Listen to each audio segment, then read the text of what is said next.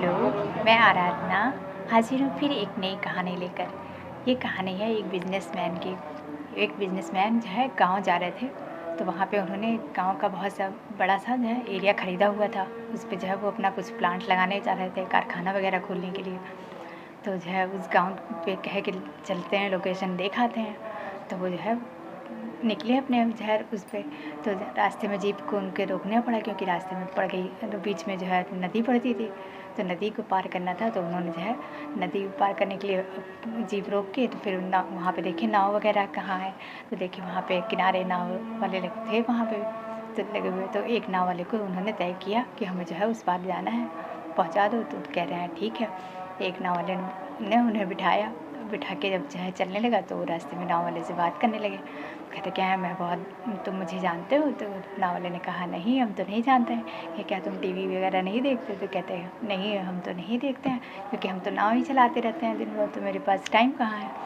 तो कहते क्या है ठीक है, मगर जो है तुम न्यूज़पेपर तो देखते ही होगे। तो कहे नहीं साहब, हमें तो पढ़ना लिखना भी नहीं आता। तो कहते क्या है, तो फिर तुम्हारे जीने से क्या फ़ायदा जो तुम्हें पढ़ना लिखना भी नहीं आता है, तुम टीवी भी नहीं देखते, तुम्हें दुनिया की खबर ही नहीं रहती है, ऐसे जीने से और ऐसी ज़िंदगी का क्या फ़ायदा। तो नाव वाला कुछ नहीं बोलता है, फिर चलता रहता है, अपना चलाता रहता है। रास्ते में तभी जो है एक जो है चट्टान मिलती है वहीं पे रास्ते में, और उसी से नाव टकरा जाती है। नाव में छेद हो जाता है। तो नाव वाला जो नाविक रहता है वो कहता है, घबराता है, पहले लाओ ठीक करें। देखता है, देखा छेद हो गया, अब तो ये कोई इसका जो है रास्ता ही नहीं है, इसमें पानी भरने लगेगा। नाव में पानी आने लगा। तो जो है उन्होंने बिजनेसमैन की ओर देख के बोला कि क्या आपको तैरना आता है? तो उन्होंने कहा नहीं, हमें तो तैरना नहीं आता है। कि ऐसा क्यों पूछ रहे हो? तो कहते क्या, क्योंकि अब नाव में पानी भर रही है और हमें यहाँ से कूदना पड़ेगा। और ऐसा कहते ही नाविक कूद गया।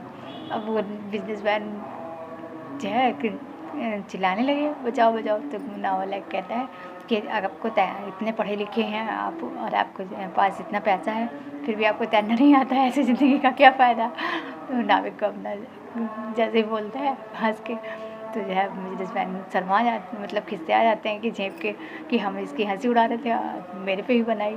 तो उनसे माफ़ी मांगते हैं, कहते तुम जितना चाहो उतना पैसा ले लेना, मगर मेरी जान बचा दो।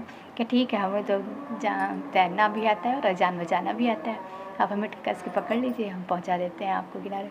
तो फिर वो जो है उन्हें किनारे पहुंचा दिया। इस कहानी का ये सार निकलता है कि हमें कभी किसी का मजाक नहीं उड़ाना चाहिए।